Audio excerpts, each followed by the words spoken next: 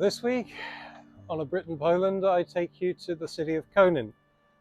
So for many, Konin will probably be just like a train stop on the way to Poznan from Warsaw, but I decided I was going to explore. I would say that there are two main parts to it from what I've seen. So you have the train station here, which is very kind of central. This way you have like the modern city, and then beyond that the old city with a rather nice garden, park, and a really weird horse statue of like a very buff looking horse. And then if you go past back behind the station, you have some more historical and natural wonders. So you have this amazing turquoise lake and this really cool castle. Konin itself is one of the oldest cities in Poland, and it was actually made officially given city rights in 1284. So please join me for another chapter of Poland's story. Dzień dobry and welcome to A Brit in Poland. With this channel, I travel across the country, I bring you the culture, and I show you just how amazing Poland is. So I invite you on my journey. If you want to see more, I have Facebook and Instagram profiles, which you will find links to in the description below. And if you want to really help out, you can turn to my Patreon or Patronite accounts, again in the description. Thank you very much. I hope you enjoy this video. Please like, share and subscribe. Do zobaczenia. Konin, the midpoint of Poland, both geographically and emotionally. Halfway between Poznan and Łódź, it's a city split cleanly by the Warta River, the old town on one side, the new on the other, and roughly 70,000 people calling it home. With a population like that, you'd expect to see a lot going on here. However, let's just say most of them are keeping a very low profile.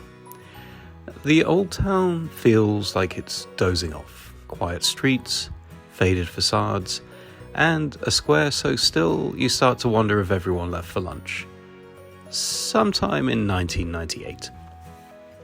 Cross the bridge to the new town and things get bigger, newer, but not necessarily livelier.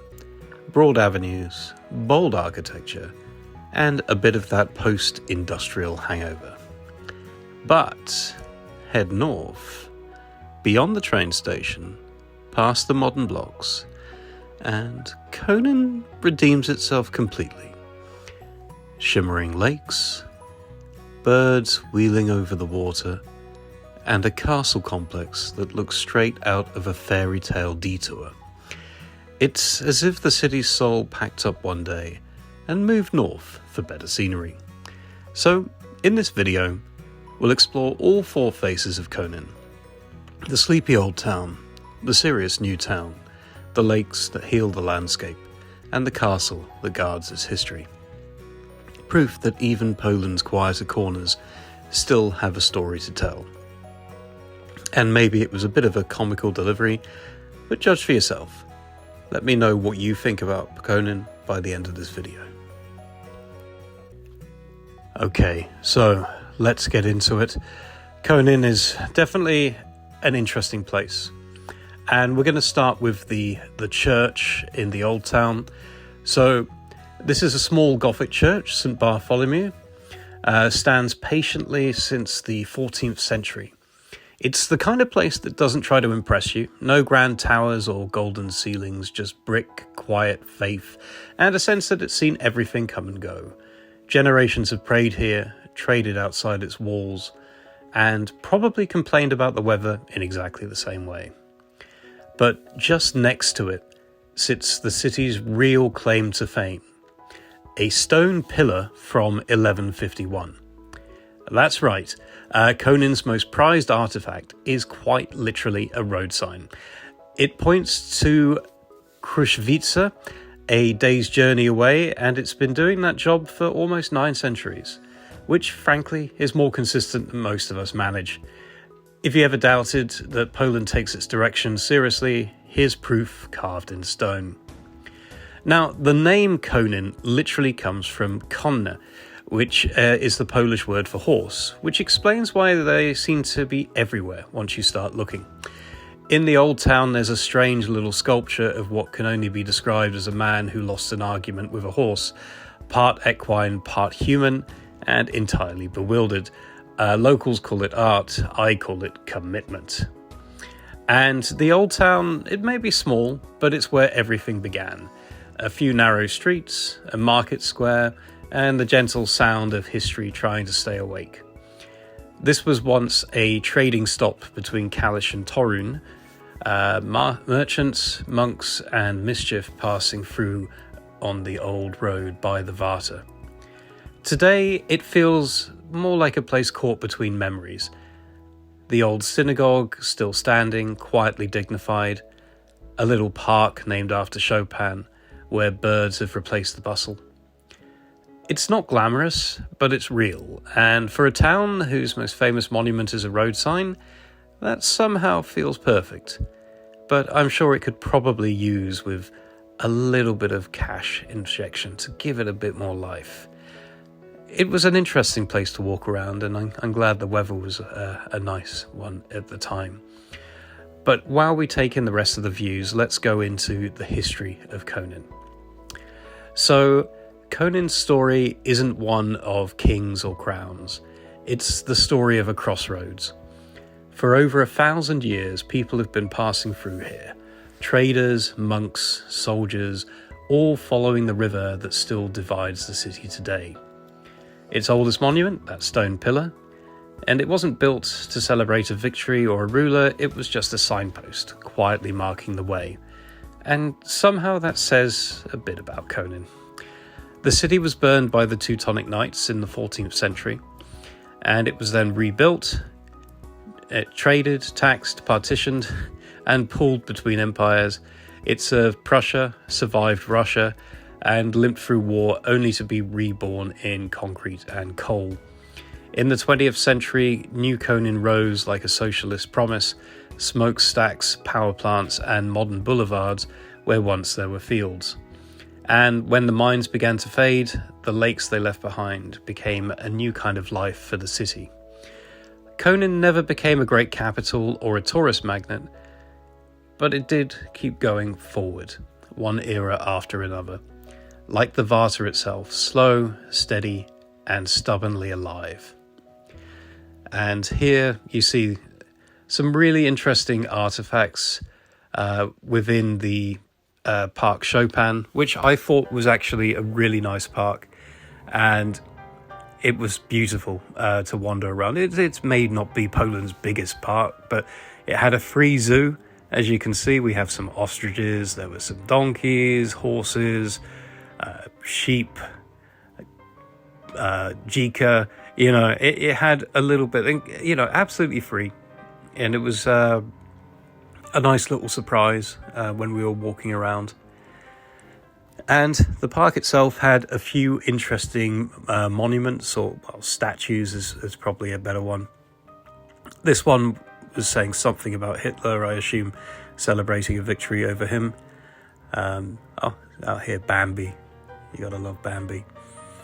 But yes, so there was this monument to Chopin, hence the name of the park. And my favourite one, just coming up, appears to be Asterix and Obelix, but I don't know if it's like a Polish variant or if it is literally the famous Gauls. They look just like the famous Gauls.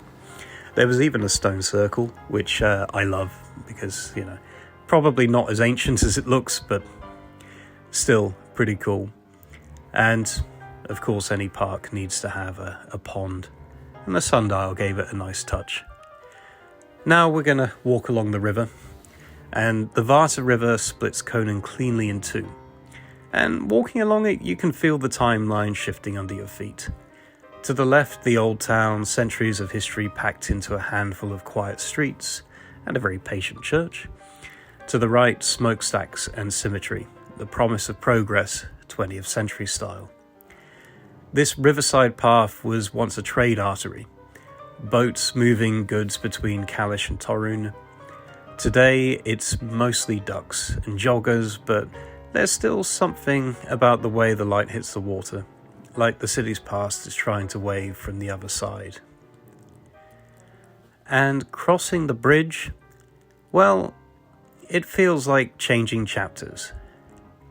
You go from cobbles to concrete, from centuries of soul to efficiency. And the new town rises in wide boulevards, perfect angles, and that kind of architecture that's very proud of itself for being modern, at least back in the 1970s. Yeah, we're just crossing over to it now. And there are a few monuments dotted around. I'm not going to talk about these in order, but there is a monument here to the Solidarity movement. A simple steel shape, humble and honest, which we'll get to in a little bit. And around it, rows of apartment blocks built for miners and factory workers, the backbone of Konin's industrial age. It's strange, everything looks bigger here, but somehow feels a bit smaller inside. Still, it's part of the story. The dream of a new Poland, powered by coal, optimism, and geometry. And while the mines have quietened down, you can still feel their heartbeat under the pavement, like the city hasn't quite decided whether it's moving forward or just catching its breath. And the horse fountain you just saw there, it was basically built around the 2000s, and as a bit of a metaphor for Konin itself, part past, part future, and entirely impossible to ignore once you've noticed. And next we have this woman statue, and this is a small group of women cast in stone. It was built in the 1960s, back when every city needed at least one monument to the working class. But there's something genuine here. These aren't idolized heroines, they're mothers, workers, and survivors. They built the factories, ran the shops, raised the kids, and somehow still made time to hold everything together. It's one of those rare socialist-era sculptures that feels less about politics and more about simple human endurance. You could say it's Konin in a nutshell. Modest, practical, and quietly heroic. And here are a few of the sculptures that are just kind of a little bit towards the edge. A few kind of abandoned shops. The odd smokestack towering above the rest of the buildings. It gives you a kind of essence of what Konin feels like to walk around. Here's the Solidarity monument. Yeah, Poland loves its giant boulders. And this is the thing. I mean, I was joking a bit about Konin in the beginning, and it's not the kind of place that many tourists would go. I'll be completely honest. And I have to admit, if anyone can tell me what it's like to live in Konin, if there's any nightlife or anything like that, there's probably elements of the city that I didn't get to. But I tried to at least focus on the main monuments and things I could find on Google, and to get a decent taste of what it looks like. But yes, so we're getting to the station, and you'll see that there's this lonely brick tower rising above the tracks, a leftover from the age of steam. Back when trains roared through here loaded with coal, this water tower kept them alive, a giant kettle feeding the city's progress. These days, it doesn't serve much purpose beyond confusing pigeons, but it's one of those monuments that still hums quietly with memory. Every city has its cathedral. Konin has a water tower, and honestly, it's kind of perfect. But yes, sorry, we're jumping into the north of the city, also north of the train station. And here is where Konin finally breathes. The concrete gives way to grass, the hum of traffic fades into the sound of water, and you realise the city has been hiding its best side all along. First comes a small park, a lake ringed with trees, swans gliding between reflections of apartment blocks. It's quiet, ordinary and peaceful, the kind of place where you can almost forget the city's coal-stained past. And honestly, it felt pretty big to walk through. You had these modern touches like this skate park. And finally, I found some horses in the horse city. And this was a bit of a trek. I chose to turn this into a hike as we went along because, well, I wanted to get more of a feel of Konin beneath my feet rather than just relying on taxis and buses. And you see a few more treasures this way. And finally we get to the turquoise lake. And this was formed from old mining pits and warmed by power plants. It's a strange miracle of industry turned beauty. The water shimmers blue-green, clear enough to see the sky twice, once above, once below. It's hard to believe that this all began with machines tearing through the earth. Now the same land hums with birdsong and breeze. Maybe that's Konin's quiet lesson, that even after centuries of work and fire and noise, the world still finds a way to rest. And now we're heading a bit north. But one thing I'll note with the lake is we almost stumbled into a hydroelectric plant.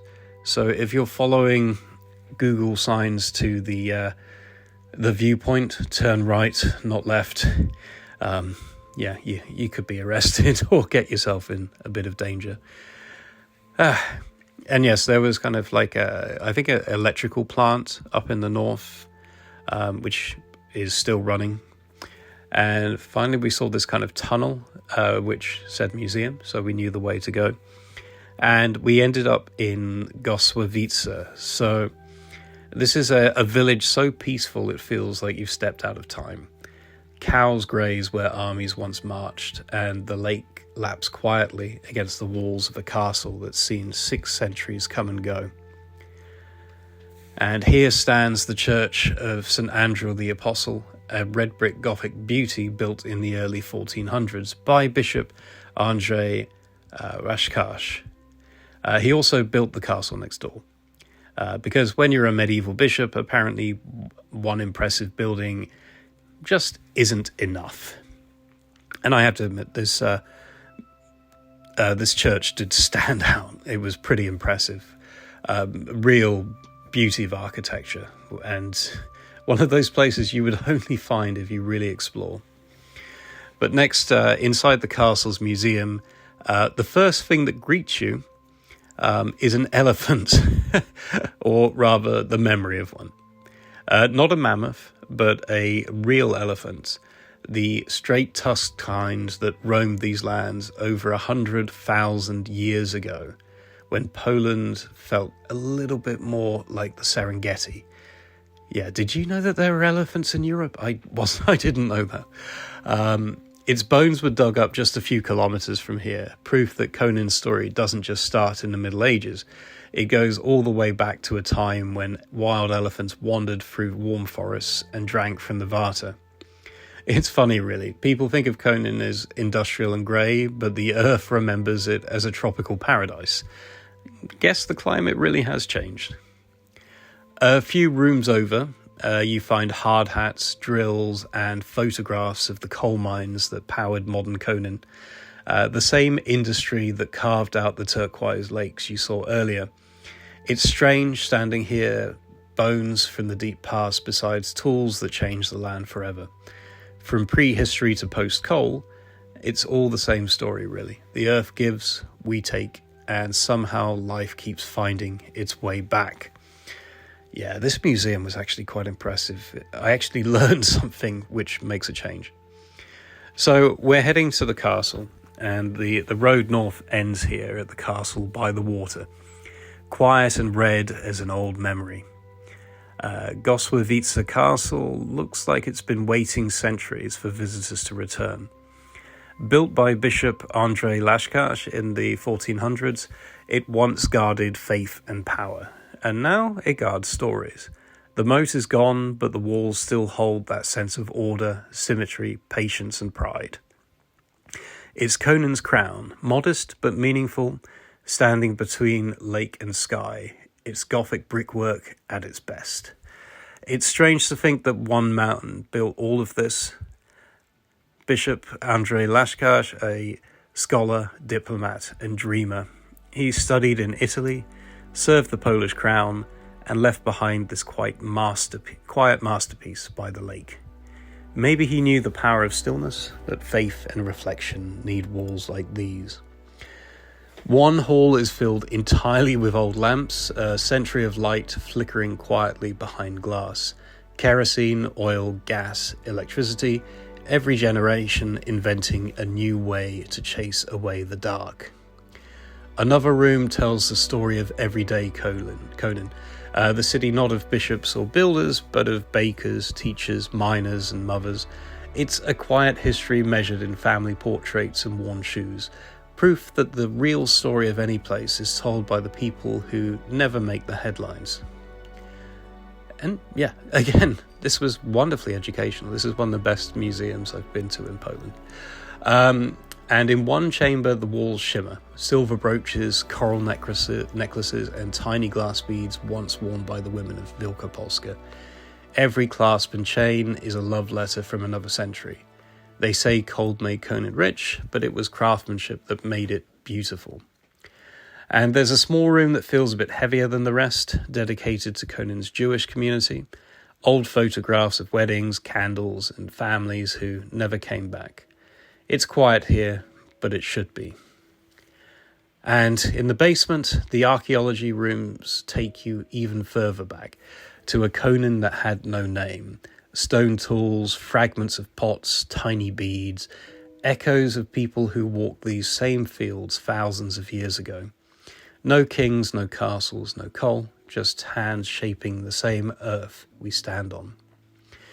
And in the gardens of Gosławice Castle, everything slows down. The noise of the city fades, replaced by the sound of wind and water. It's strange to think that this peaceful place shares a name with the same Konin of coal, concrete and Crossroads, but maybe that's the secret. Cities, like people, have more than one side. And down in the old town, time seems to stand still. Across the river, the new city pushes forward, chasing a future built on energy and ambition. And here in the north, the past walks quietly, brick, leaf and reflection. Thank you for watching. Please like, please subscribe. Do zobaczenia.